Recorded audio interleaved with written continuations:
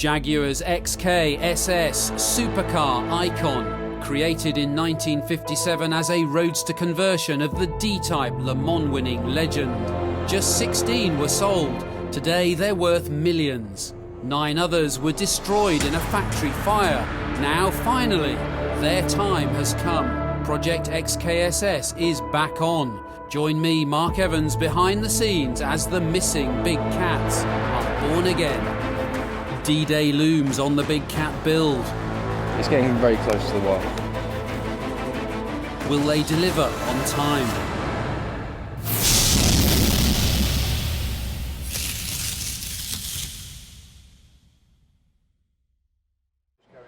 It's week 7 and finally the bonnet is back from the paint shop. But progress is slow due to ongoing problems precision fitting some of the car's remanufactured parts. Many more than expected are having to be modified by hand. It's eating up time. That's done. With the deadline to complete the first XKSS approaching fast, Neil has a daily ritual to keep everyone focused on the finish line. So we do this each morning at 7:30. It's just a way of focusing on what we're going to actually do for that particular day. And there's no shortage of things to be getting on with.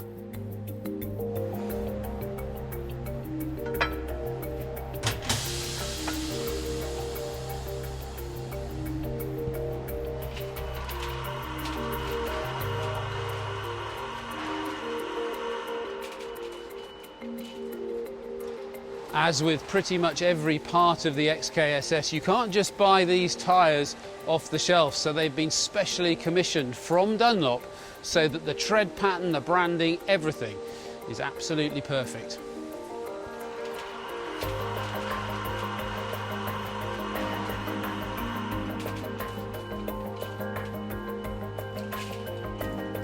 They look totally authentic, but their construction is a modern interpretation of the way they were made in 1957.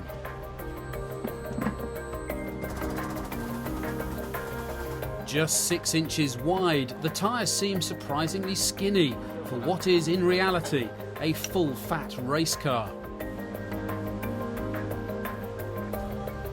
I'll see how sticky and well balanced they are when hopefully I test drive the car in a few weeks' time.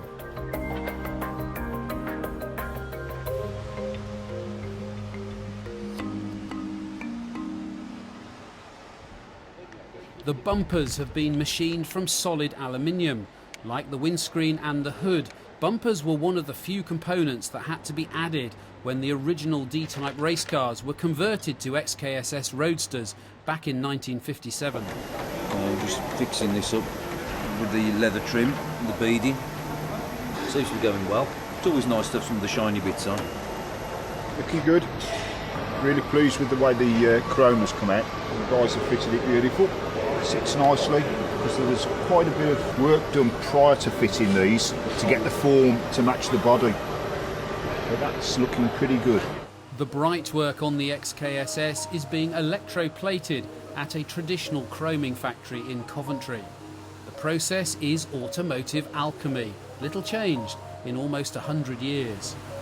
First, the raw metal bumper is tidied up and polished.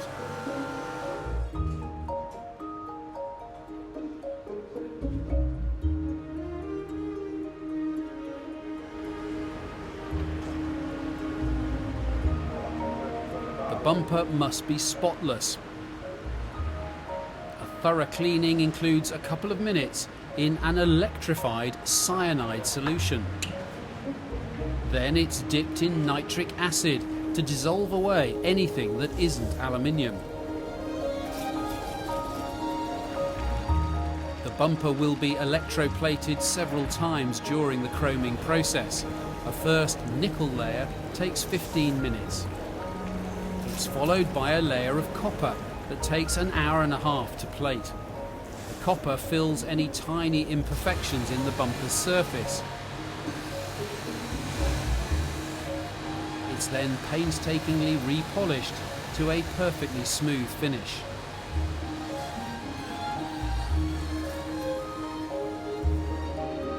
Another hour in the nickel tank prepares the bumper for its final flourish.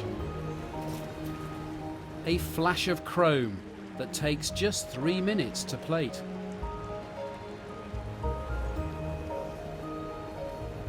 The chrome is simply a superficial layer of bling that covers the nickel underneath. Nickel tarnishes and needs constant polishing. Chrome plating caught on in the 1930s when fewer people had staff to keep things shiny.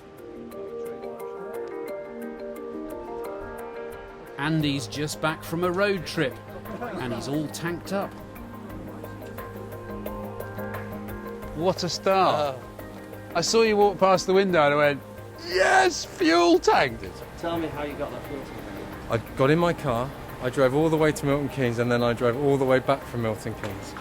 Hardly the other side of the world, Andy. What a hero. What a hero. They make all of the fuel tanks for the Formula One grid, and they have them for the last 25 years. Wow. Blimey, that looks like it's come out of the space shuttle. That's amazing. That looks properly NASA. Properly space age. Unpacking the fuel cell is harder than you might think. Inside is a 3D foam puzzle that has to come out bit by bit.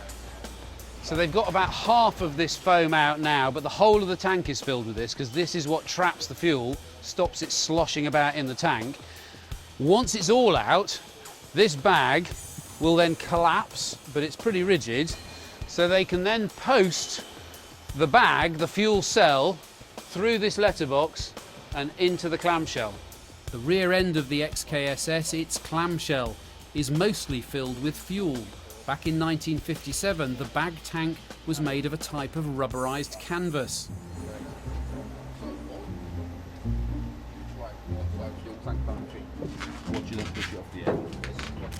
This new space-age cell is made of a secret material, used not just in Formula One, but also on military helicopters. Yeah, that's the easy bit. The next part, less easy. Yes, because some poor soul, Richard, has to put all this back inside again. That is a really complex piece of this car, isn't it? In fact, I think that is the most complex part of this car so far in terms of parts being added to it. It is stunning.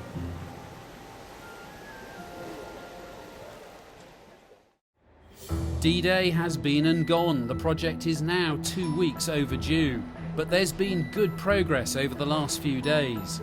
Fitting the newly chromed windscreen frame and glazing it has been a major milestone. We're getting there, so hopefully we should be, in the next day, we should be in a state where we can actually start the car up, so we'll be okay. The first off coolant hoses have just arrived. The steel hose, which was an adapter to go onto the radiator, have just arrived. I'll get the rear lights this afternoon and the luggage rack, which are coming from the chromers. We should be getting that today. We can mark up on the body and then fit the luggage rack to the body, basically. So that's the main thing that we're waiting back now before we can progress fitting the clamshell. Everyone is now focused on the final fixtures and fittings.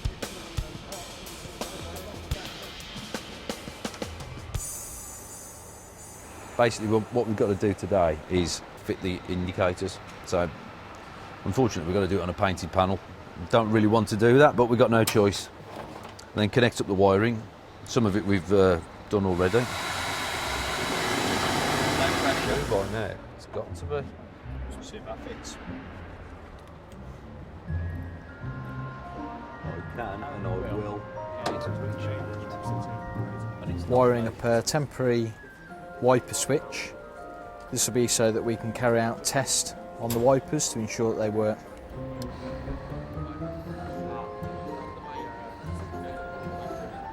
This is one of the Perspex lamp covers.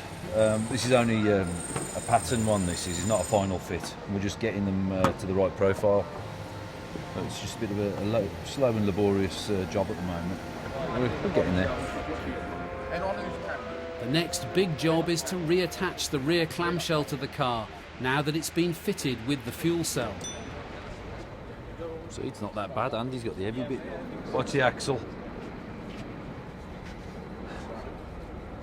They take it gently. On this This edge. would be a very bad time in the build to damage the paintwork. Yeah, keep coming down at the back. Just need to lower down a little tiny bit, Rich, this side. You got your side, Phil? No. To go up and in that way. I was going to say it's got to go up. Come this way. Looking good. This is the luggage rack. It's just come back from chroming. That's absolutely perfect. A luggage rack on a supercar? Really? I'm with Steve McQueen. He didn't have a storage shelf on the back of his XKSS. It looks nice and square. Really is beginning to look like a car now. The more we build up and add to it, and the more it encloses and the panels go on, it's a big difference. I think once the seats go in now, it's going to look amazing. Really, really good.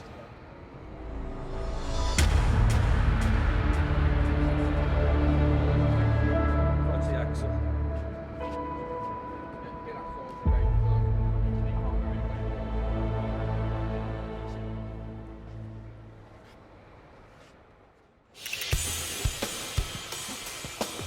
Fleshed out, the big cat is ready to roar.